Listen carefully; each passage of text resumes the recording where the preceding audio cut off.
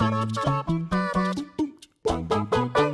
everyone, what is up? It is me, Ewan, from What Culture Comics, again reunited with an old friend, Zoe Miss Kelly. Zoe, it has been far too long, how are you? It's been a long time. I'm doing good. I'm alive. Please, I've seen people worry that, I might have disappeared into the mists or something. I'm fine. Please don't worry. But yeah, you're back now. And we also have some really cool news, because you love the Hulk. You love the Hulk. You absolutely, every single day, just sending me different screens of Immortal Hulk, of all the gross, disgusting things that are going on, and it's given me trauma. But anyway, in slightly less traumatic news, we actually have an official casting for She-Hulk in the MCU. It was announced the other year that Marvel Studios would actually be bringing loads of different TV shows to Disney+, and one of them was, of course, She-Hulk. We had loads of different fan castings in mind. I know people were suggesting Stephanie Beatrice from Brooklyn Nine-Nine to potentially play her, but we now know that it's Tatiana Maslany who's actually going to be playing the character in the show, as reported by Deadline yesterday, which is really cool. I actually haven't seen her in anything. I know she's in the new Perry Mason series, which I really, really want to watch.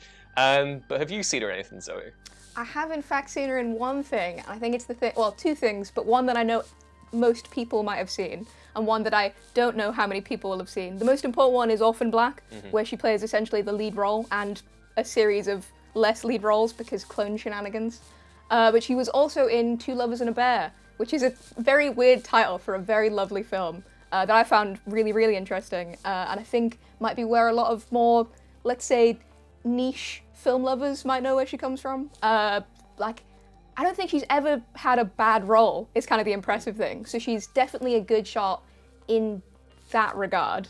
Because I know we were both very much in for Stephanie to take it, but I think it works. I think it might work. I mean, Marvel keep on pulling the castings out the bag. There hasn't been a character which I've really thought has been miscast in quite a long time. Just some roles that are underwritten or whatever. And obviously that's not going to be the case when she's got a whole show dedicated to her. But yeah, Deadline. This kind of comes after they reported earlier in the week that Kat Coiro would be directing much of the show. And then we also know that Rick and Morty writer Jessica Gao is actually going to lead the writers' room on the series as well. So it's all shaping up really nicely.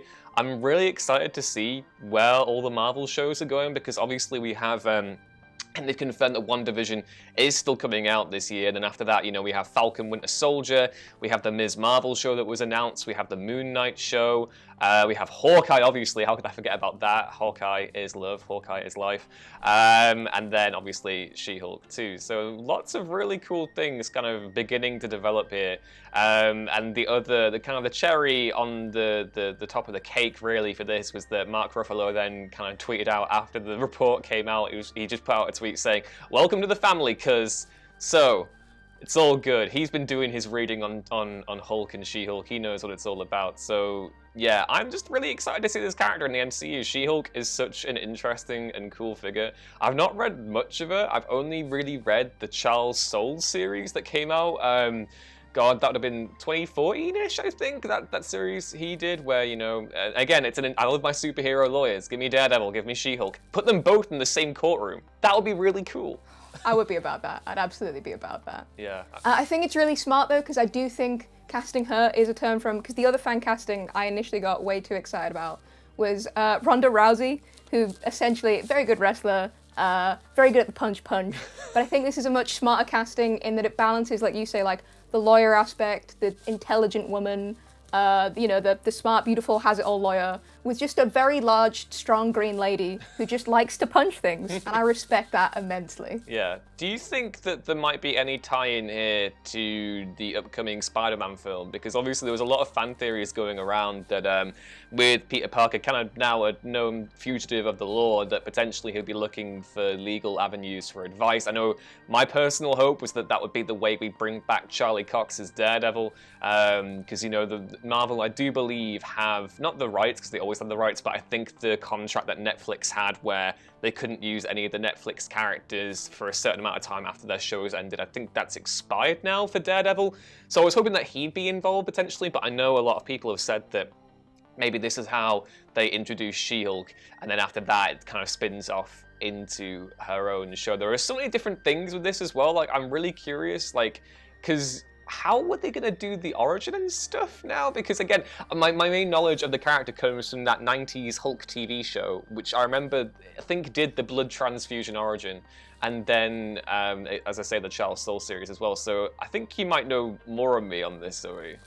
It's a mixed one, because the thing about the Hulk and the She-Hulk to an even bigger degree is, as much as there's a huge amount of lore, there's a huge amount of history, a lot of it you won't want in. The problem is with the She-Hulk as well is that there's a huge amount of comic fans who only really know about her from the Old Man Logan stuff. Oh god. That's not. Oh, god. If that's where you're getting your Cursed. information, that's not. That's cursed. That's not where you want it. I can imagine they could do sort of a later version of the blood transfusion thing. Ultimately, if they're going to stick with the cousin line, I think it makes sense for them to their origin stories to be related in some regard, even if they have to sort of play around with it in the space. But it's not as though I've really enjoyed when the MCU has diverted from the comic canon. So this is the one element I don't think they would necessarily have to have exactly the same. As long as she's the right character, I'm not really like, oh, not the blood transfusion. That was my favorite part of the She-Hulk. No, not the blood transfusion. I think the other thing as well that might play a factor in is obviously that we now have the Professor Hulk kind of stuff going on in the MCU, that maybe that's their excuse as to why she's more eloquent than Banner. Again, I think the reason why they had it in the comics is that she only got a drop of blood so that she was able to retain all her, faculties as part Gamma Beast, part human. So again, I'm just really looking forward to seeing what they do with these characters. I know it's a massive source of frustration for fans that because of the Universal kind of situation that Hulk can't have his own movie and has his stories told in different places, but it's great that they're able to do a TV show with She-Hulk, and I'm hopeful that as well, after all these TV shows kind of come out, that they get further integrated into the MCU and, take a leading role in phases 4 and 5. I think she's a no-brainer to be in the next iteration of the Avengers. And then, we have the likes of Kate Bishop coming in, we have Ms. Marvel coming in, we have Stature as well. Cassie Lang is the big rumor for Ant-Man 3 is that the Young Avengers is going to kind of come through there. So yeah, really hoping that She-Hulk gets a prominent role in the MCU. That's all I really have to say on it. I'm really excited about this casting. I've never seen her in anything, but Marvel are yet to do us wrong in that regard, I feel. Like, I'm genuinely struggling to think of a dodgy casting in these films, and not just characters that I didn't necessarily vibe with. Well, that's it. Like, I think she's almost a character that'd be very hard to do wrong, because you can take it sort of any route you want to, and you can imagine it in that sense, and there will be comics to support it. Although She-Hulk has struggled occasionally from being like, what I would say delicately redesigned in several different ways, sort of when they took her out of the, maybe she's allowed to have personality traits now. I think certainly whatever way Tatiana wants to take it it can't be wrong, basically, which is a beautiful thing for an actor to get, I would say. Exactly, there's an open book there, but yeah, please, I want to know what you all think of the She-Hulk casting down in the comments below. Are you really excited, and are you looking forward to the show? And please, yeah, don't forget to like, share, and subscribe, and to head back on over to whatculture.com/comics, where we'll have more news lists and content like this every single day. As always, you can find me on Twitter at @EwanRuinsThings, and you can follow Zoe on Twitter at Zemascale. And we'll see you next time.